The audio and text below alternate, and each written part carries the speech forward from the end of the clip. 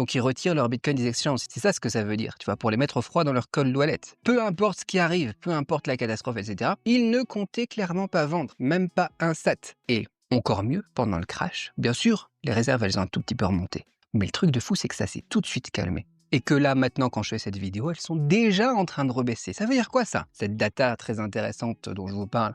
Ça veut dire qu'il y en a qui achètent la chute, qui retirent directement leur Bitcoin des exchanges juste après avoir acheté le dip maintenant. Ce genre de crash, tu vois, ça me rappelle le flush d'août dernier. À l'époque aussi, le marché, il avait flippé. Et tu regardes la même data, tu avais des tonnes de Bitcoin qui arrivaient sur les plateformes prêtes à être dumpées, prêtes à être vendues. C'est pas ce qu'on a cette fois-ci. Cette fois-ci, ce qu'on a, c'est quasiment aucun afflux. Juste quelques gouttes par-ci par-là. Et ça nous dit quelque chose de très important. Premièrement, le marché, il est beaucoup plus mature. Parce que les gens, maintenant, voilà, ils voient sur le long terme. Deuxièmement, ce qu'on appelle les Diamond Hands, là, elles sont plus solides que jamais. Elles n'ont pas l'intention de vendre, elles ne vendent pas et elles n'ont pas vendu. Donc ce graphique,